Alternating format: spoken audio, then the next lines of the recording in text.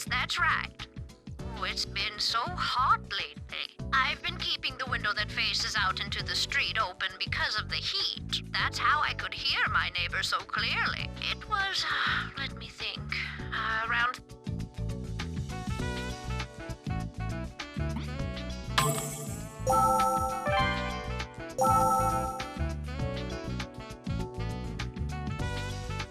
That's how I could hear my neighbor so clearly. It was, let me think, around 3 in the afternoon? Yes, it must have been. I was watching Farewell Danny at the time. I heard this loud noise from my neighbor's room.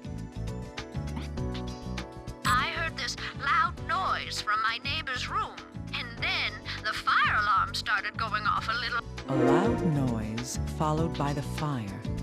That may be a clue. The way she described it, the sound doesn't seem to have been something exploding. Could the noise have been made by someone in the room?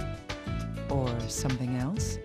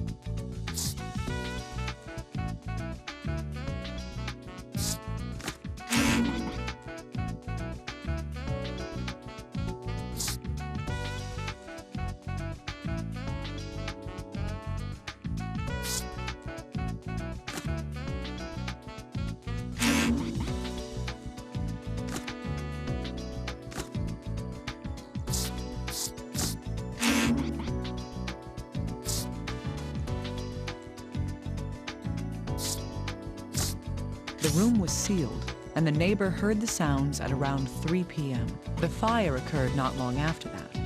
What we can deduce from that is...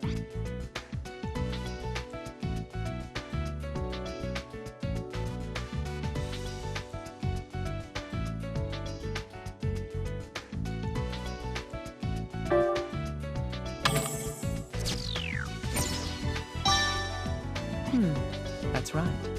At least, that's all we can determine using our current information. The deceased was alone at the time, so there's a good chance he made the noise. Still, we need more information to see if there was anyone else in the room when it happened.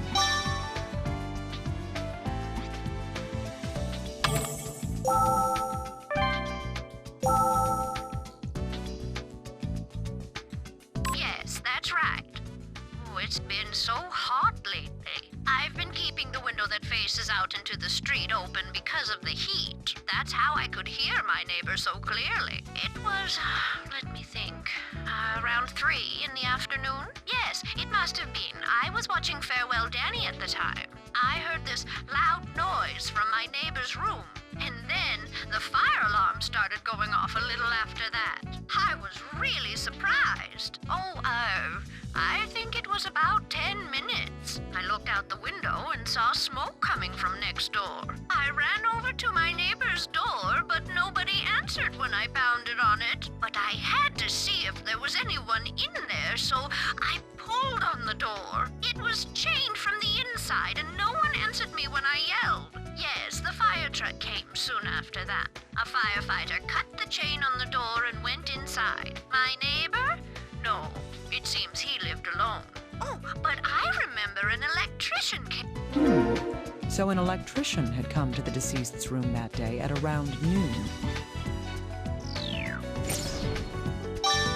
That was much earlier than when the fire supposedly started, but we should investigate it.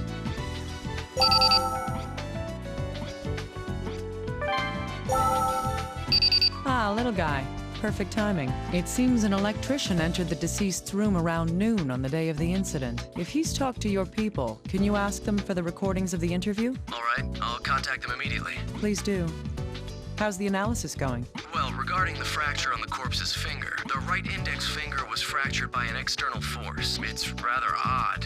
There are no signs of healing in the fractured area. No traces of healing. That would mean...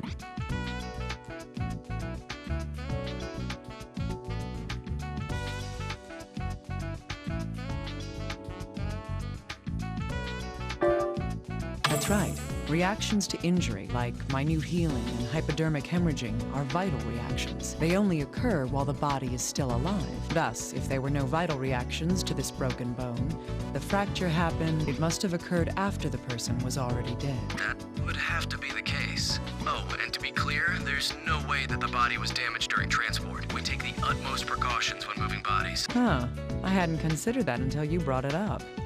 Still, I'll take your word for it. If his index finger was broken, using the hand would have caused a great deal of pain. With that in mind, he shouldn't have been able to use his right hand all that well.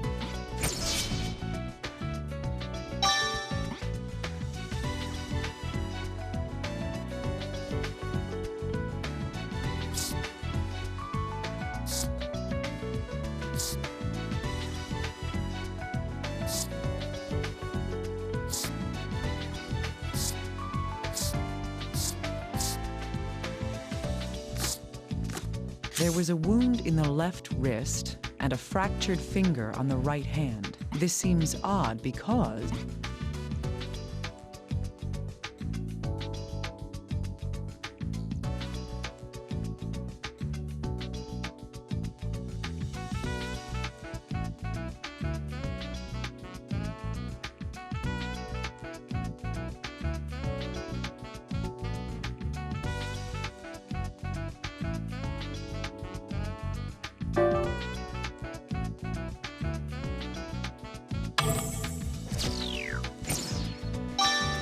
Yes, the deceased would have had to hold the knife in his injured hand to cut his left wrist. Then he would have had to cut deep enough to sever the artery, putting pressure on his broken finger. Even if he was right-handed, this situation just doesn't add up.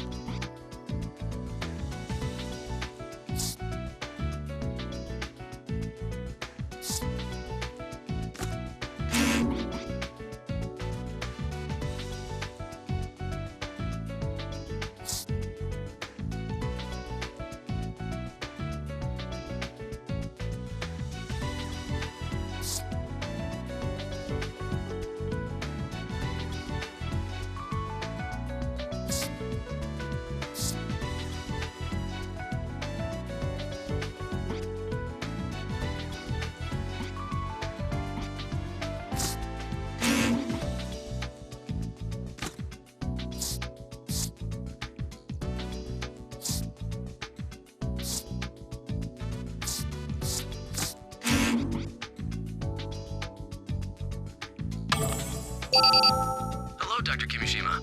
Got the small talk. What do you want? So cold. HQ's questioned the electrician that the neighbor mentioned.